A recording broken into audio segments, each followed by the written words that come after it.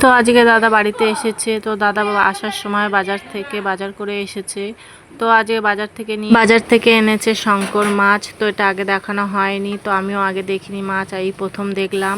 তো মা ধুয়ে ভাজা চালু করে দিয়েছে, তো ভেজে রান্নাও বসিয়ে দিয়েছে। এদিকে মা মাছের তরকারি রান্না করছে, শঙ্কর মাছের ঝাল করবে। আর এইদিকে বৌদি খাসির মাংস নিয়ে এসেছিল, ধুয়ে রেডি করে রেখেছে। এখানে পেঁয়াজ লঙ্কা সব বেটেও রেডি করে রেখেছে।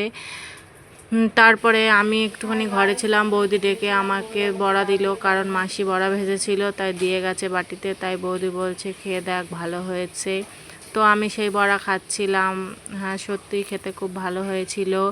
আর মাংস এদিকে বাবা চাপিয়েছে, তো বাবা এদিকে মাংস রান্না করছে। তো আমাকে বলল আয় দেখবি, আয় নরম হয়েছে নাকি, একটু খেয়ে দেখ। তো তারপর আমি চলে এলাম, এসে দেখছি হ্যাঁ বাবার প্রায় হয়ে এসেছে, কষানো হয়ে গেছে। তো বাবা জলও ঢেলে তো আমার বাবা মাংসের তরকারিটা খুব ভালো রান্না করে, খেতে খুব দারুণ হয়। তো আজকের রান্নাটা খুব ভালো হয়েছিল। তারপর আমাকে বাবা বলছে একটা খেয়ে দেখ তো নরম হয়েছে নাকি। আমি বললাম একটা খেলে এখন ভালো লাগবে না, জল দিয়েছো। বলছে না তুই একটু খেয়ে দেখ। তারপরে আমাকে একটা গামলায় তুলে দিল। তারপরে এদিকে বাবার রান্নাও হয়ে গেছে, তো সবাই বসেও পড়েছি খেতে। তো সবাই মিলে বসে খাওয়ার মজাটাই আলাদা। তো সবাই মিলে খাচ্ছিলাম আর মজা করছিলাম। আর তরকারিটাও খুব টেস্টি হয়েছিল। আর এদিকে মেয়েও বসে খাচ্ছিল, খায় না খাসির মাংস, তাই করছিল।